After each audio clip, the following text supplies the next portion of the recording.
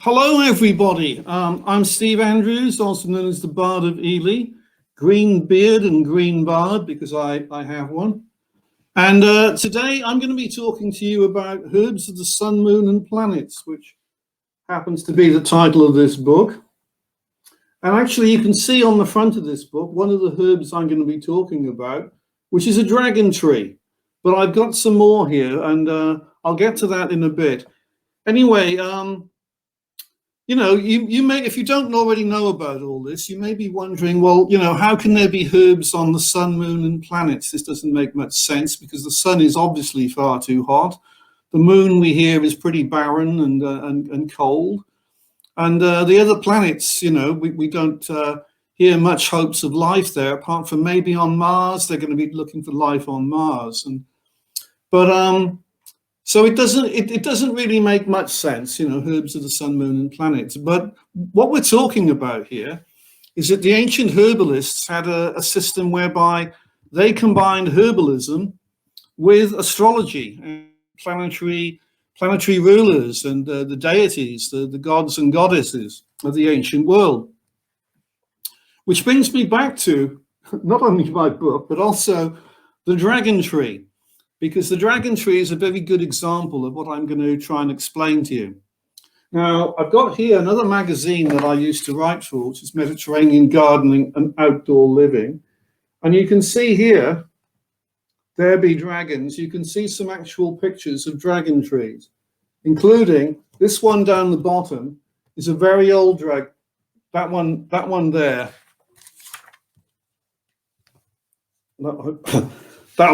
That one there, that one is a very old dragon tree, the Drago millenario, which is in Ica de los Vinos in Tenerife. And it's said to be 1,000 years. Some people say it's 3,000 years. More conservative estimates say it's only actually 650.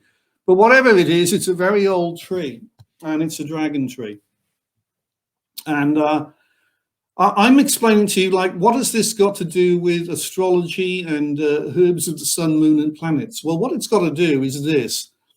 There was a god, the god Mars, and the god Mars is thought to be the god of war, and he deals with violence, aggression, blood, warfare, all this stuff.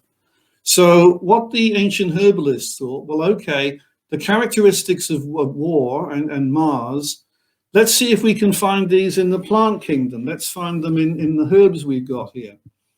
And so what they were doing is they were looking for characteristics of plants and how they could assign a herbal ruler, or a planetary ruler rather, to a herb with similar characteristics to that particular deity. So anyway, so the dragon tree, it's got like spiky leaves, very spiky, like a lance, like a spear, like a sword. And if you cut it, this is really weird, if you cut it, it bleeds a resin which is red. And then they call that dragon's blood. Some of you may have heard of that. And then when it has berries, the fruit are red. So again, it's red, it's similar to blood. And so these are some of the characteristics of the dragon tree. But not only that, the dragon tree, it's a tree that fights hard. It'll hold its own. See it here, it's growing on really barren, stony ground. And so that's it. It's very much about being in a battle, and battle with the environment, and it has its signs of war with its spiky leaves and its blood red sap. So that was an obvious candidate for the planet Mars and the god Mars. So the most famous of all the ancient herbalists was a guy called Nicholas Culpeper. I'm sure many of you have already heard of him. And you can get books, Culpeper's Herbals, and other books by Nicholas Culpeper. Well, he was one of the main ones who actually decided which herbs were going under which planetary rulership. So anyway, that's a bit about Mars and how this system works. So let's move on to the sun. Because by the way, in the ancient system, they used to class the sun and the moon along with the other planets. So that's to explain that. But the most famous flower which is under the sun is the sunflower. I'm sure you all know the sunflower. It was the flower that inspired Vincent van Gogh to do a painting, Sunflowers, which I'm sure you've all seen. And it's a flower we all see anyway, because it's so tall. It goes up and it's got the big round flower with the yellow florets sort of coming out all around it. And it's massive, and people try to grow like, you know, the tallest sunflower. And we have them here in Portugal as well. By the way, I'm in Portugal. We have them here. And there were some in a garden down the road, but I could hardly go in there and like snap off the sunflowers. I'm sure they wouldn't like that. So I'll have to leave you, you know, to visualize what a sunflower looks like. But the sunflower is one of the most prominent of the herbs of the sun. And the why is it's got a round disc to the flower head. It's got yellow petals sort of radiating out like the rays of the sun. And it likes to grow in full suns, and that's the sunflower. So that gives you another idea of the characteristics that they were looking for. And there's a herb, which is, it's a little herb, and it's one that I'm sure you'd all know. But again, it's under the sun, and this is the chamomile. Now, I haven't actually got any chamomile here for you, but I've got some herbal tea. And I don't know if you can see, but it's got chamomile and lemongrass. Well, we're not going to bother about the lemongrass, but we've got the chamomile in there, and we've got like a photo. You can see there the chamomile. See the chamomile? And the chamomile has got the characteristics that the sunflower's got. It's got a yellow disc in the middle, and it's got petals radiating out. So it's like a little sun. So that was another herb of the sun. And then we got one here. I made a collection for you of all sorts of plants I've got here. This, some of you may recognize this. This is the St. John's wort or St. John's wort, whichever one takes your fancy. And it's a herb which is traditionally harvested around this time of year at midsummer, St. John's Day, St. John's Eve. And this is when it's believed to be at its most potent, which makes good sense because it's the most potent time of the year with the longest days. And on a good year, we've got the most sunshine and the heat. So it's a potent time of year. We have all the midsummer, the solstice celebrations. So this is the St. John's wort. And you can obviously see that it's golden yellow, which is a characteristic of the sun. And its little flowers, you see there, they radiate out like stars. Of course, the sun is a star. So those are some of the characteristics that have made the St. John's wort a herb of the sun. And I think, I'm sure you could understand, like if you were Nicholas Culpeper and you were looking at herbs, you'd think, okay, what planet what deity shall I say that one goes under? Aha, golden yellow, starry flowers. It's got to go under the sun. And I started thinking about all this when I was writing the book. I was thinking, like, you know, how do they actually decide what is what? And some of it's easy, but some of it's a bit tricky. But I'll explain a bit more about that. So that's the St. John's wort. And next we go to the moon. And you may be wondering, okay, well, what are the herbs of the moon? Well, one of them is the water lily, and I haven't got a water lily here for you.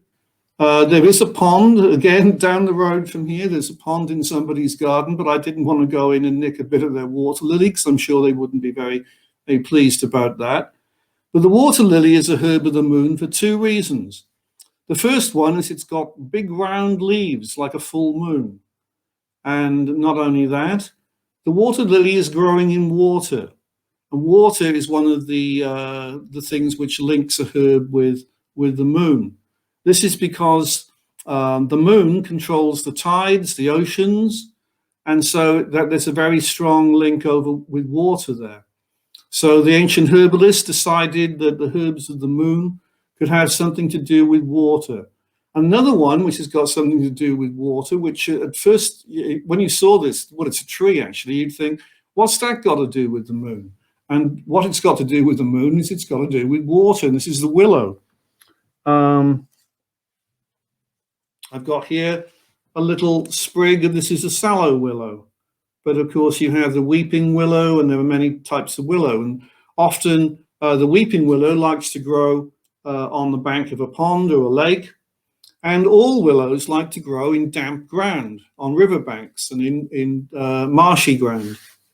So they're very much to do with water, and that's the characteristic. And while I think of it, I'm just going to say that the thing with herbs, and something which fascinates me, is that they often have many purposes. So we can herbs which are culinary herbs we use in the kitchen in cooking. We have herbs we make tea out of, maybe for pleasure, maybe for medicinal purposes. But a lot of herbs have medicinal purposes, and this is one. This is the willow. The willow is the source, the natural source of aspirin. A powerful inflammatory, pain-killing substance, which we all know of. Well, it originally came from the willow. It comes from willow bark. So that's a medicinal property of the willow. And I've got here for you, this is one that may surprise you, but this is another herb of the moon, and maybe you don't even recognize it. This is not the form we normally see it in. This is a flower, or the flowering head rather, of the lettuce.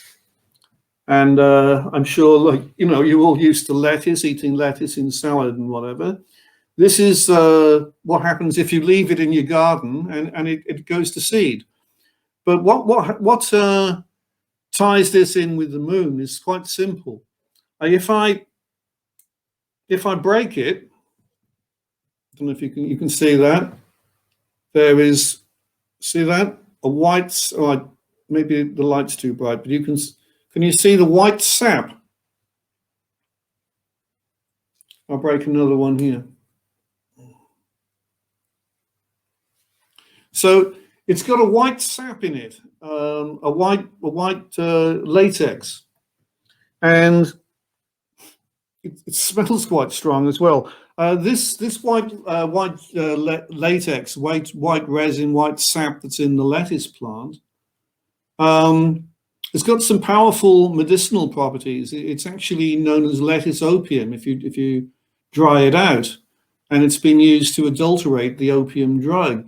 This is because it has sedative properties. It's a strong tranquilizer, sedative substance. But that's got nothing to do with the moon as such, but the whiteness has. So there are various plants which were classified as being ruled by the moon that have got white in them. So another one is the jasmine. The jasmine has got a white flower. And of course, the jasmine tends to emit its perfume at night in the evening hours. You get the wonderful perfume of the jasmine. And so that's one that they put under the moon as well. And so white is got something to do with the moon. White, silvery, because we think of a silvery moon. Also, the mugwort is another one, mugwort. That's got like silvery leaves, and that comes under the moon. And something that I've thought about, actually something which I have written about, is you can have like a herb garden which you design specifically for different herbs under the different planets and under the sun and the moon. So you could have like a sun herb garden with sunflowers in, and St. John's wort and chamomile, and you could have a moon garden with a nice ornamental pond with water lilies on it, and maybe like a weeping willow growing on the bank. And so these are all some ideas that you could have, for your herb gardening. If you have a really big garden, you could have one for each of the seven planets, and it'd be something really quite spectacular to lay out. If you got that organized. And it's something that I've written about. I've written about sun herb gardening and moon gardening, and so that's something to think about. But moving on. I'll just have a sip of water.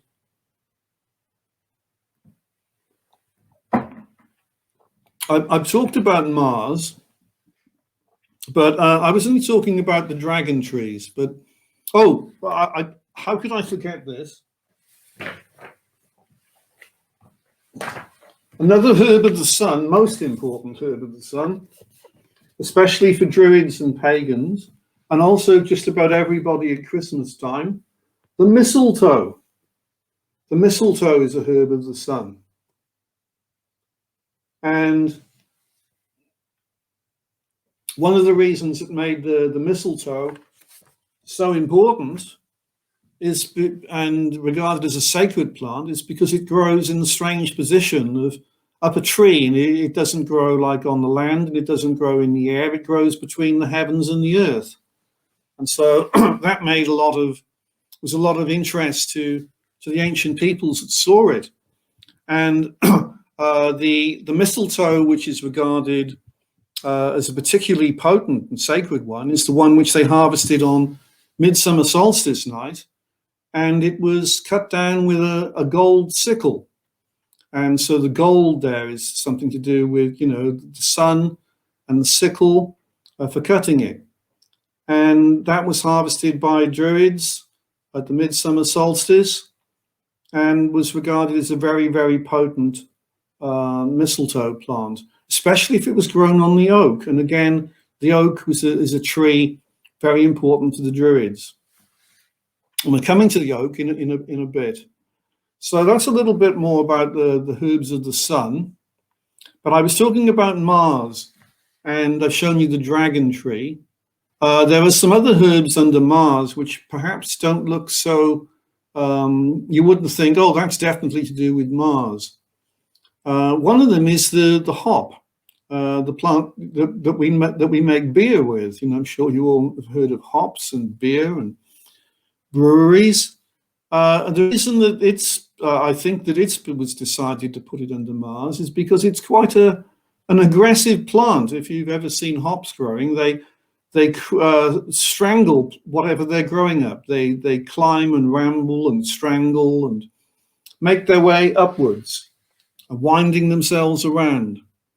And they've also got like tiny hairs on them, and they're not like, to hold a hop plant is not, put it this way, it's not a very soft plant to hold. So it's got a kind of an aggression about it, especially that way that it rambles its way up. It'll ramble its way up a pole, up a fence, up a bush, up anything that it finds. And it doesn't really mind if it strangles it, if it's a living bush or plant. So that's the hop, and that was put under Mars. Another one which is under Mars, which doesn't look particularly aggressive, but its effects are, is tobacco. Any of the forms of tobacco are under Mars, and we all know that tobacco can be very damaging to us if we happen to smoke it. So that's an aggressive characteristic of the tobacco plant, which is under Mars. And then I'm moving on now to Venus. Moving on to Venus.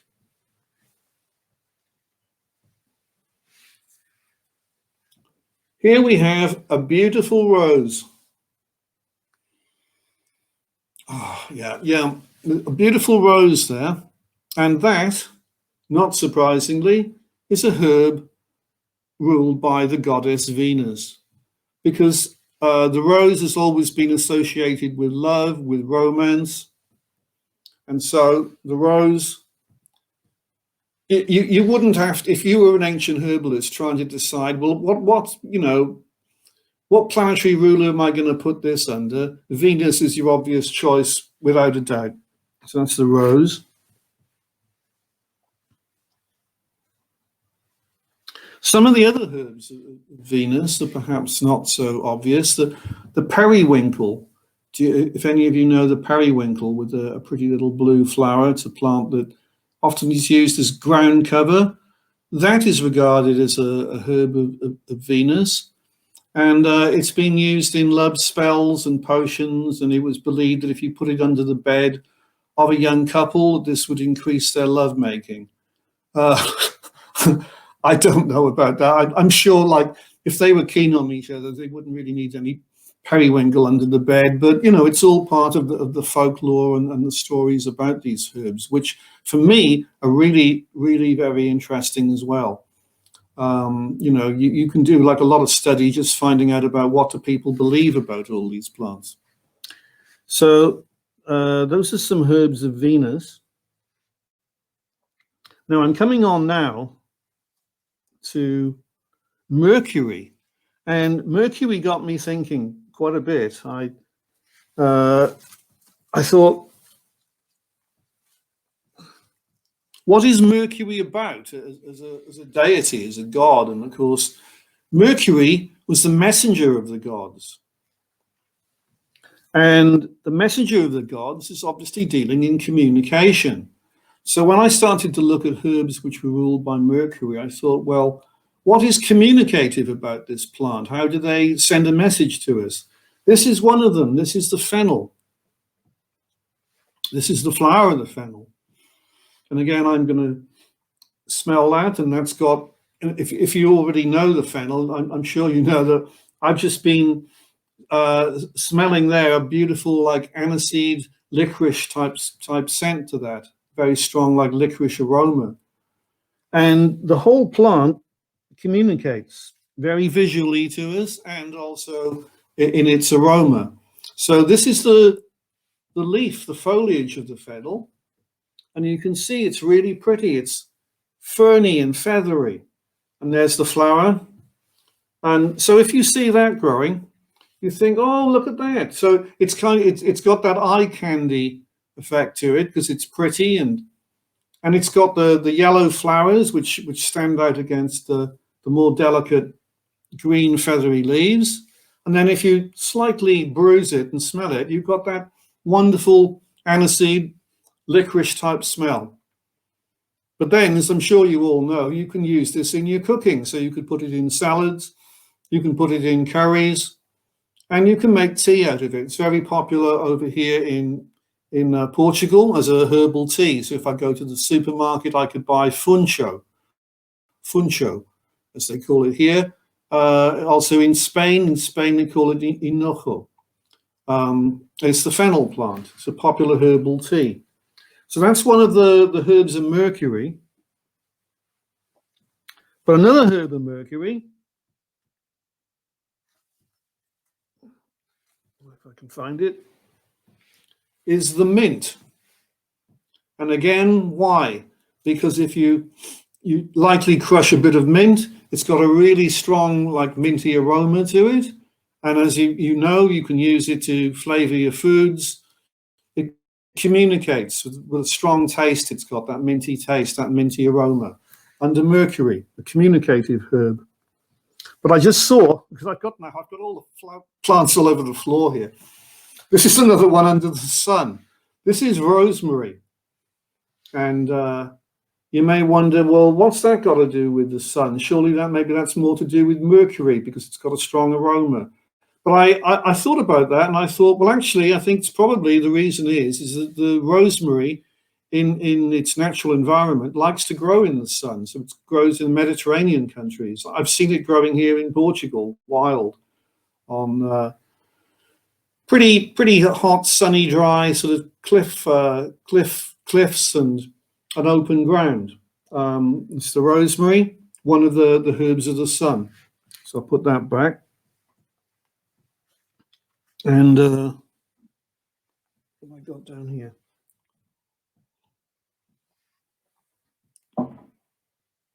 I'm coming now to Jupiter. And you may think, well, okay, Jupiter is one of the gas giants. It's a huge planet, and it's supposed to be made of gas. This is what science tells us. It's a gas giant. And the key word, if you were trying to think about, well, what are the characteristics the herbs have in relation to the planetary rulers? One of the main key words is expansion. It expands. It's a gas. So perhaps it's not so surprising that we find several of the trees are all listed under Jupiter. One of them is the oak tree, which I mentioned earlier, the oak tree. This is actually a cork oak. And I'll just tell you a little bit about the cork oak. Here in Portugal, there are lots of cork oaks growing. And Portugal is actually the country that supplies 50%, yes, as much as that, 50% of the cork in use in the whole world. And so it's the cork oak. And I've got here some of the cork. There you can see that is actually cork made from, well, not made, but taken off a cork oak tree. So that's the cork oak. And I just realized I haven't explained, like, well, what has this got to do with Jupiter? Well, what it's got to do with Jupiter, when I worked this out, I thought, yeah, okay, I get it, I understand it. With a tree, the trunk goes up like that, yeah, and then it expands out. So you've got this huge expanse, sometimes like almost like a mushroom, of all the small branches going out and around and about the head of the tree. And that is very expansive. So I think that is why various trees went under Jupiter. And here's another one. This is the pine tree. Well, it's not a pine, it's a piece of a pine tree, rather. And again, a pine tree goes up with the trunk and then it expands out with all of its branches. But it expands out in another way as well, because you've got the strong resiny smell which comes from a pine tree. It goes out. And that brings me to, it's a bit breaking a bit, never mind. This is, I don't know if you can recognize this. These are the leaves of a lime tree. And the lime tree was put under Jupiter. Not the lime, not the citrus fruit lime, but the lime which you see in a lot of streets, especially in the UK. They line the streets with them. And actually, I'm just thinking, like, a lot of people get annoyed about the lime trees because they get aphids all over them and honeydew and a sooty mold, and it goes all over the cars and people complain about it. But anyway, apart from all that, the lime tree is a tree that you tend to see a lot of. But maybe what a lot of people don't realize is that the lime tree leaves are actually edible. These are a bit too far gone, but if you get a lime tree just when they're fresh in spring, the leaves are quite nice to eat. You can put them in a sandwich or salad. And the other thing you can do with the lime tree, which a lot of people do anyway, also over here in Portugal, is that they use the lime blossoms to make herbal tea. It's a very popular herbal tea. And the medicinal property that the lime has is it is a very tranquilizing herb. You can make like a really relaxant, if you drink lime tea, lime flower tea, it has like a nice relaxing effect on you. And it was actually believed at one point that you could cure epilepsy, and this is really like very, very optimistic. You could cure epilepsy by putting an epilepsy sufferer under a lime tree. Well, I don't know about that, but it goes with the idea about the lime tree is a herb which helps heal people with its curative, tranquilizing powers. And so those are some of the trees which all come under Jupiter. And then I come to Saturn. Now, of course, actually, I'm just looking at this magazine here. There's a herb there, which you can see at the top, which is the thorn apple, the datura, the devil's weed, the herb of the devil, Yerba del Diablo. And it's a very poisonous herb. It's a herb that's been used in witchcraft. It's a herb that's been used actually by many shamanic tribal peoples, usually as an initiation rite, because it has very, very potent hallucinatory powers. But it's also very dangerous because it contains some very strong atropine. Actually, it does. It contains atropine. I was trying to say tropane alkaloids it contains.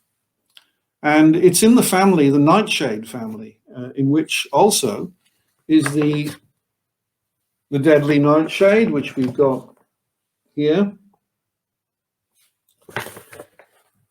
And we've got the henbane there. And there are many of the herbs, and we've got also the mandrake. And these very poisonous plants have all been used in witchcraft and by shamanic peoples, and they're known to being very, very powerful. They're also known, because they're very poisonous, as to be like, dangerous plants to mess about with.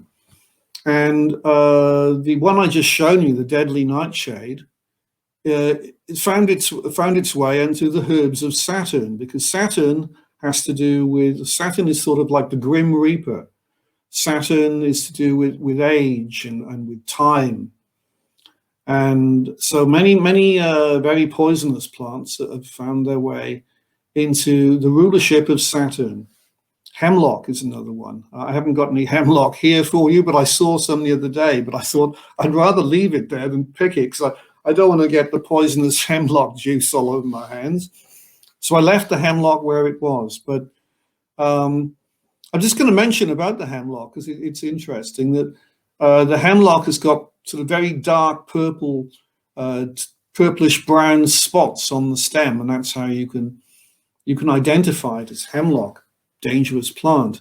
It's also got a pretty horrible smell to it, and it's very important, I think, to be able to identify plants correctly, and that's something that I always try to teach people about. Like if I'm out and about, out in the wilds, wherever, with some people, with a friend, I like to say, oh, by the way, this is, and then tell them how they can make sure it's that plant by its scent, maybe by its taste, if it's a plant which is edible or suitable to, for you to put in your mouth. And then other plants, I say, like the hemlock, you thought we'd leave that one alone, and you can tell it's hemlock because it's got a horrible smell. It's got purplish spots all down the stem. So we need to know these things. And the one I just showed you here, because like the deadly nightshade, it's got black berries on it. And unfortunately, that has caused problems, because like a little child, not knowing, could see the blackberry and think, oh, that looks nice, I'll eat that. It's like a black currant or a blackberry.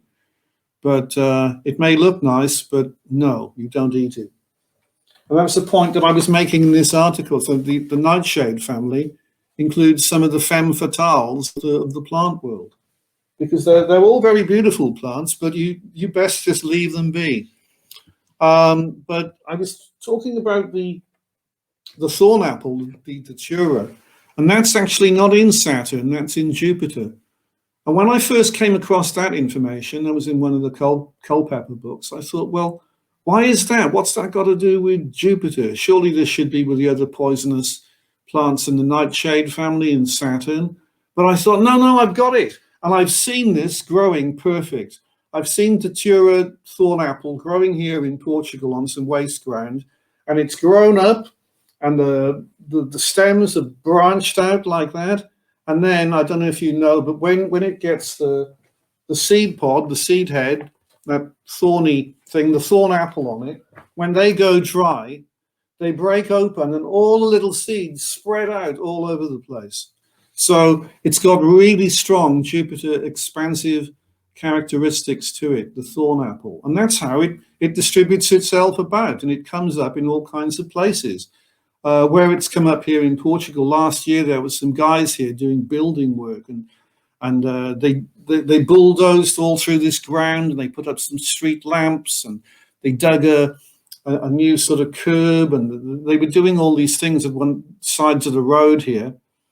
And when they left, a whole lot of the flat ground, all these thorn apple plants came up on, and they were obviously down there in the soil somewhere, waiting for the day in which they were to germinate. And they've spread their seeds out again. Maybe, who knows how much time will go by, and they will get a chance to grow again. And this is how the plants, the plants go, that they all have different ways of distribution and different places that they like to grow in.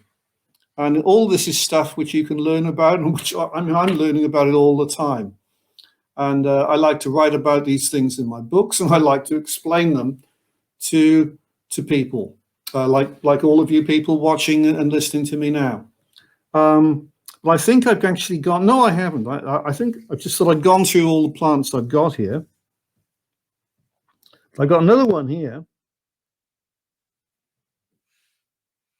which is actually one of my favorite plants. And this is a morning glory. And this is the heavenly blue variety of the morning glory. And this is a plant which is under Saturn. And it's not under Saturn because it's poisonous, although, you know, some people would say it's poisonous because it's hallucinogenic. Going back to the 60s, which is a time which inspired me, as you could, I've got a pretty 60s shirt on here. The morning glory was in the press because hippie types were taking mulberry seeds and eating them as a cheap form of taking LSD. And this is partially true because the seeds of the morning glory contain lysergic acid, amide, and if you take them, they do cause a hallucinogenic psychedelic effect. So that was why it got called a poisonous plant. And they tried to take it off the market. So they changed the names on the seed packets from Morning Glory to Ipomia. But of course, this didn't beat the hippie types. So there we are. That's the Morning Glory flower, and this one is the heavenly blue, and I'm sure you can see why, because it's got an absolutely beautiful color. There's another one which I haven't got this year because unfortunately we had a very, very bad winter here. The flying saucer morning glory, and yes, there really is a morning glory called flying saucers, and that's because the flower is like this, but it's got all kinds of strange patterning of a purplish and white sort of radiating out across the floor, across the flower rather. And morning glory flower is always very, very beautiful and under Saturn. And again, I started to think, well, what has it got to do with Saturn? What it's got to do with Saturn is it's like a ring. And if you think about Saturn, Saturn is the ring planet. It's there with Jupiter. It's another of the gas giants, but Saturn has got the rings going all around it. And the ring goes all around the flower of the morning glory. Well, I think that's about it. I think I've covered like all of the flowers that I've got here and all of the magazines I've got here. I think I've shown you all that. I forgot to show you this. I've got here, these are some valerian capsules. And valerian is one of the herbs of Mercury, which is kind of surprising, but it's a herb that's in my book. And another one here, lemon verbena. And this is a herb of Mercury, again, because it's got a strong aroma to it. And so many of these plants find their way rather into herbal teas and into preparations we can buy at the health store or elsewhere. Anyway, I think hopefully I've explained to you there the basics of how the ancient herbalists worked out which herbs went under which planets. I'll just show you my book again, Herbs of the Sun, Moon and Planets. And I can tell you it's got chamomile, eyebright, juniper, mistletoe, rosemary, St. John's wort, sunflower, camphor, which is a herb of the moon, iris, jasmine, lettuce, mugwort, water lily, willow. Under the herbs of Mercury, some of which I've shown, we've got dill, fennel, lavender, lemon verbena, mandrake, mint, and valerian. And I just showed you the valerian capsules. Herbs of Venus, catnip, catmint, one that the cats love. So put it under Venus, the goddess of love. Columbine, pennyroyal, rose, vervain, and yarrow.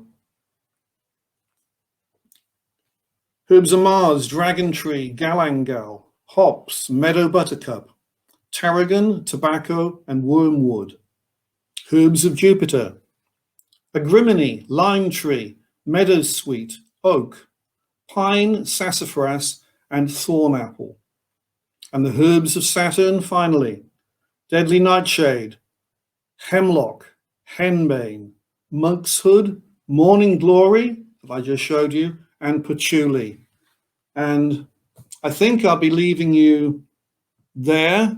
Now, if anyone has got any questions, please feel free to leave them in the comments section, and I will certainly get back to answering any questions anyone has got and responding to your comments. I just see a comment now actually coming in there.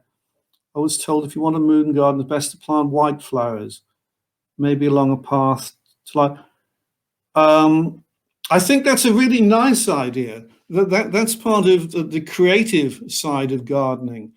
You could certainly do that, but as I was saying, there were some plants which are already believed to be herbs of the moon anyway, like the jasmine, it's got white flowers, and you can have the lettuce in the garden. You can have the mugwort because it's got the silvery leaves. You could have, this would be